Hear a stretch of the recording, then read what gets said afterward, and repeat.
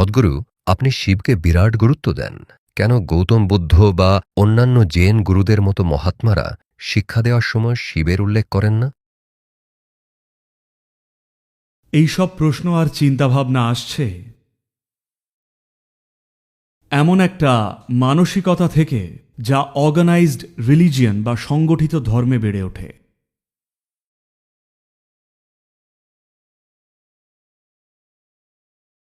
আমরা এখানে শিব বনাম অন্য কারোর কথা বলছি না, কারণ যাকে আপনি শিব বলছেন তার মধ্যে আপনারা যা বলছেন এই সব কিছুই আছে। জীবনের ছোট্ট একটা দিক, এটা বা সেটা, কেউ হয়তো জানতে পেলে না, সেটা নিয়েই কথা বলতে শুরু করলেন আর জনপ্রিয় হয়ে গেলেন।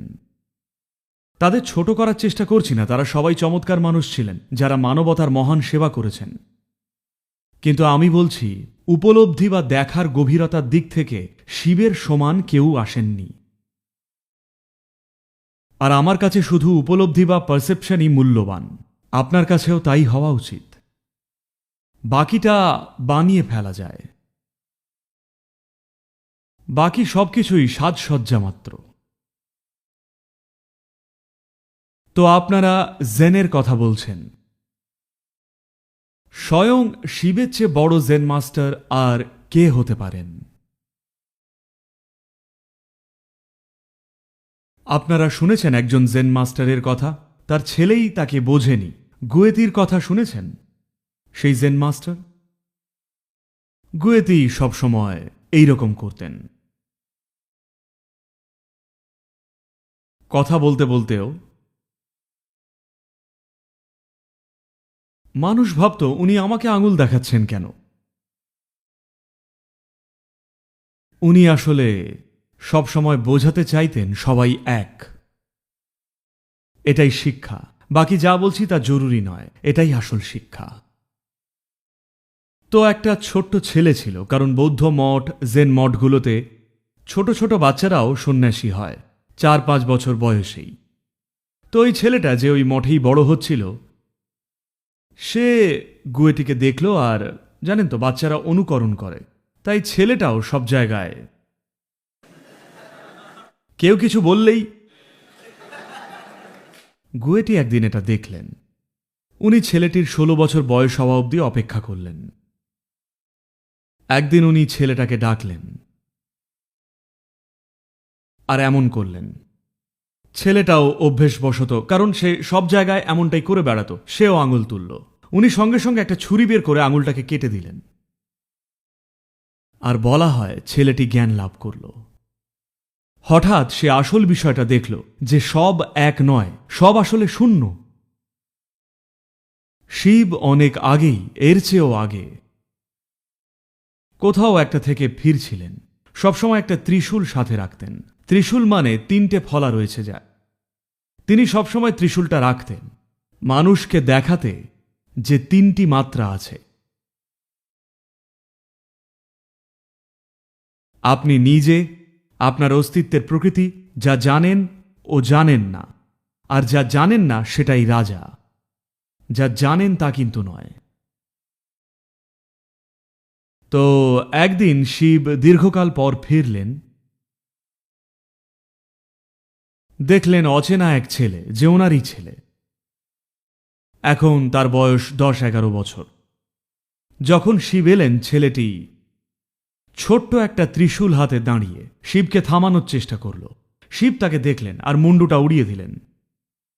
ত্রিশূলটা নয়।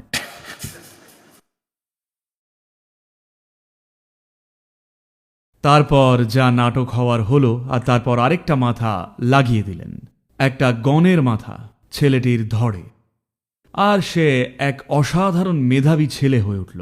এমনকি আজও ভারতে কেউ পড়াশুনো বা কিছু শুরু করতে চাইলে প্রথমেই তারা এই ছেলেটির পুজো করে। সেই গণ আজ হয়ে গেছে গজ।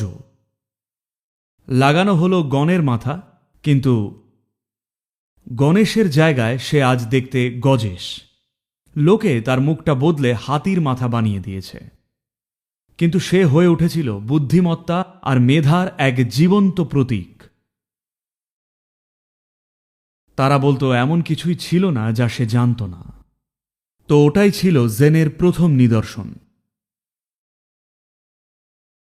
তো সব কিছুই, এই জগতের যে বিষয় নিয়েই কথা বলুন না কেন, ওনার জীবনের বাইরে কিছুই নেই। উনি এতই জটিল আর এতই সম্পূর্ণ।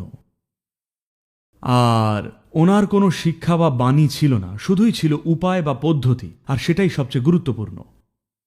অন্যদের বাণী বা শিক্ষা আছে, আপনি আর কটা আঙুল কাটতে পারেন? এইরকম পদ্ধতি কি প্রয়োগ করা যায়? আপনি কি চাইলেই গুয়েটির ওই আঙুল কাটার পদ্ধতিটা প্রয়োগ করতে পারবেন?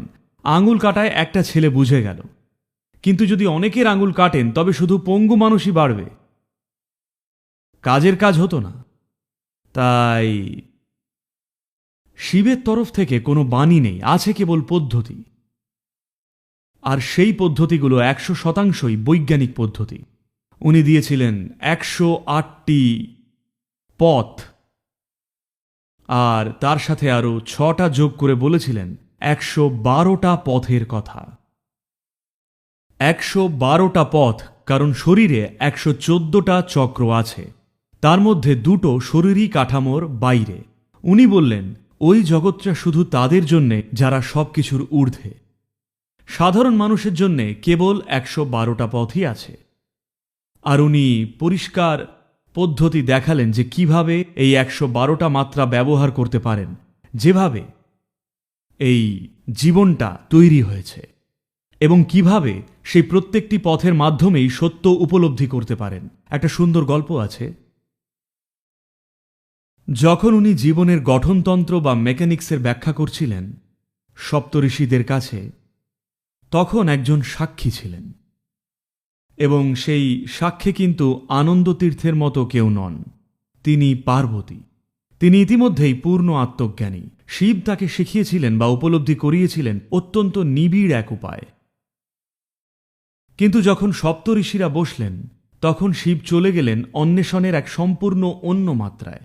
তাই এটা পার্বতীর খুব ইন্টারেস্টিং লাগলো, যে বিষয়টা তার ক্ষেত্রে এত সহজে ঘটেছিল সেটাই এখন কতটা জটিল একটা প্রক্রিয়া।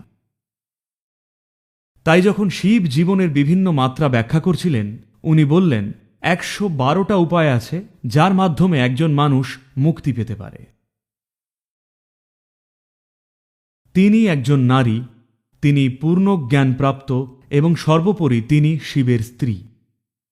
তিনি বললেন মোটে 112টা কেন, নিশ্চয়ই আরও পথ থাকবে। শিব তখন জীবনের গঠনকে দেখছেন, সবকিছুকে গভীরে দেখছেন। উনি কোনো বাণী বা দর্শন বা ফিলসফি দিচ্ছিলেন না। এত গভীর মনোযোগে থাকায় পার্বতীর প্রশ্ন ব্যাঘাতের মতো লাগলো, তাই হাত নেড়ে বললেন, উফ, বসো তো, মাত্র 112টাই পথ। কারণ উনি কিছুর গভীরে ঢুকছেন, আর পাশ থেকে কেউ খুব ব্যক্তিগত বা খেয়ালি মন্তব্য করল, তাই উনি বললেন যে উপায় মাত্র 112টাই। পার্বতী বললেন আমি আরও খুঁজে বের করব। শিব বললেন যাও, গিয়ে খোঁজো। তারপর পার্বতী গেলেন। তিনি ইতিমধ্যেই আত্মজ্ঞানী, তবুও তিনি আরও উপায় খোঁজার চেষ্টা করলেন। বলা হয় অনেক অনেক বছর সাধনার পর তিনি ফিরে এলেন। শিব তখনও কথা বলছেন 7 জন শিষ্য বা সপ্তঋষিদের সাথে। তিনি স্ত্রী হওয়ার সুবাদে শিবের পাশেই বসতে পারতেন, কিন্তু তিনি এসে ঠিক এক ধাপ নিচে বসলেন। তিনি চাননি ঋষিরা জানুক, কিন্তু চেয়েছিলেন শিব জানুক যে তিনি ব্যর্থ হয়েছেন। তিনি শুধু এসে এক ধাপ নিচে বসলেন, এটা বোঝাতে যে শিব যে চ্যালেঞ্জ দিয়েছিলেন তাতে উনি হেরে গেছেন। তিনি অন্যদের জানাতে চাননি, শুধু ওনাকেই জানাতে চেয়েছিলেন। তো 112টা আলাদা পথ রয়েছে। শিব যা বলেছেন তা হল জীবনের মেকানিক্স বা যন্ত্রবিজ্ঞান, কোনো দর্শন নয়, কোনো বাণী নয়, কোনো সামাজিক প্রাসঙ্গিকতা নয়, শুধুই বিজ্ঞান। সামাজিক প্রাসঙ্গিকতা আমরা যোগ করি, শুধু বিষয়টাকে একটু সাজিয়ে গুছিয়ে নিতে, না হলে এটা বড্ড বেশি সায়েন্টিফিক। এই বিজ্ঞান থেকেই এক একজন গুরু বা মাস্টার টেকনোলজি তৈরি করেন। শিব কোনো টেকনোলজি দেননি, তিনি শুধু এর বিজ্ঞানটা দিয়েছিলেন। যে টেকনোলজি আজ আপনারা ভোগ করছেন, সেটা স্মার্টফোন হোক বা কম্পিউটার বা অন্য কোনো গ্যাজেট যাই ব্যবহার করছেন, এর পেছনে একটা বিজ্ঞান আছে। সেই বিজ্ঞানটা হয়তো আপনার কাছে প্রাসঙ্গিক নয়, আপনি শুধুই টেকনোলজি ব্যবহার করছেন, কিন্তু কেউ যদি ওই বিজ্ঞানটা আয়ত্ত না করত তবে টেকনোলজিটা পেতেন না। যে অ্যালগরিদম থাকে একটা সাধারণ সফটওয়্যার তৈরি করার পেছনে, তা কিন্তু খুবই জটিল। মাঝে মাঝে আপনারা নিশ্চয়ই কোডেড ভাষায় ইমেল পেয়েছেন, দেখেছেন কখনো? বুঝতেই পারবেন না ওটা টাইপ করেছিলেন। সব অর্থহীন হিজিবিজি লেখা মনে হয়, কিন্তু অন্য কেউ লেখাটা বোঝে, আর সেই কারণেই ওটা কাজ করছে। এখন এখানে আমরা শুধু সাউন্ড ওয়েভ বা শব্দ তরঙ্গ ব্যবহার করছি। আমি কথা বললে এই অ্যাম্প্লিফায়ারগুলো আমার তৈরি শব্দকে শুধু বাড়িয়ে দিচ্ছে আর শব্দ তরঙ্গ হিসেবেই ভেসে যাচ্ছে। কিন্তু ধরুন আপনার সাথে ফোনে কথা বলছি, তখন আমি যা বলছি তা কিন্তু শব্দ তরঙ্গ হিসেবে যাচ্ছে না, যাচ্ছে তড়িৎ চুম্বকীয় তরঙ্গ হিসেবে। সেখানে পৌঁছে আবার নিজেকে বদলে নিচ্ছে। তাই যখন এখান থেকে যাচ্ছে, আপনি মোবাইল ফোনে কথা বলছেন, সেটা এখান থেকে বেঙ্গলুরু যাচ্ছে, এটা শব্দ তরঙ্গ হিসেবে যাচ্ছে না, যাচ্ছে অন্য কোনো রূপে। যদি সেটা শোনেন বা শুনতে পারেন বা অনুভব করেন, সেটা সম্পূর্ণ অন্য কিছু একটা হবে। কিন্তু অন্য আরেকটা যন্ত্র ওটাকে আবারও শব্দ তরঙ্গে বদলে দেয়, যাতে আপনি সেটা বুঝতে পারেন। তো শিব যা বলছেন তা কিন্তু বিশুদ্ধ বিজ্ঞান। উনি টেকনোলজির কথা বলছেন না, উনি সেটা সপ্তর্ষিদের ওপর ছেড়ে দেন, যাতে তারা সেই সময় ওনাদের সামনে থাকা মানুষদের জন্য উপযুক্ত টেকনোলজি বানিয়ে নেন। আমাদের যেমন দরকার সেই রকম গ্যাজেট বা যন্ত্রই আমরা বানিয়ে নিই, কিন্তু মূল বিজ্ঞানটা তো একই, তাই না? ওটার কিছুই বদলায়নি।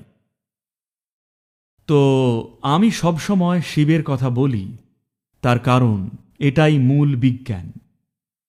টেক বা প্রযুক্তিটা গুরুত্বপূর্ণ নয়, বিজ্ঞানটাই আসল গুরুত্বের। প্রযুক্তি বানিয়ে নেওয়া যায়, টেকনোলজি মানুষ বানিয়ে নেয়। যেহেতু একটা মৌলিক বিজ্ঞান রয়েছে, সেটাকে ব্যবহার করে আমরা কিছু একটা বানাচ্ছি। যেসব যন্ত্র আজ প্রাসঙ্গিক, কাল হয়তো তার কোনো গুরুত্বই থাকবে না। ইতিমধ্যেই কত জিনিসের সাথে সেটা হয়েছে। কত গ্যাজেট ছিল যাদের খুব দামি ভাবতাম, আজ আর তা মূল্যবান নয়, কারণ নতুন যন্ত্র এসে গেছে, কিন্তু বিজ্ঞানটা একই। তো কী ধরনের গ্যাজেট আমরা বানাবো তা শুধুই নির্ভর করে এই মুহূর্তে সামনে কে বসে বা সময়ের দাবি কি তার ওপর। তো এই প্রসঙ্গে একটা খুব খুব বড় পার্থক্য আছে। যাকে আপনারা আদিযোগী বলছেন আর অন্য বাকি যাদের নাম করলেন তারা সবাই টেকনোলজির লোক। তারা বিজ্ঞানের একটা দিক আয়ত্ত করেছিলেন, আর সেই মুহূর্তে সামনে যারা ছিল তাদের জন্য নির্দিষ্ট টেকনোলজি বা উপায় তৈরি করে দিয়েছিলেন। সেই সময়কার মানুষদের জন্য ওটা কাজ করেছিল, আর সেটাই সেই মুহূর্তে গুরুত্ব রাখে। কিন্তু আমরা যে আদিযোগীকে দেখছি, তিনি সেই মৌলিক বিজ্ঞান। আজকের এই সময় এটা খুব জরুরি। এমন একটা সময় যখন মানবজাতি আজকে যে অবস্থায় পৌঁছেছে, যে কারণেই হোক না কেন, তাতে এই মূল বিজ্ঞানটাকে আরও শক্তিশালী করাটা জরুরি।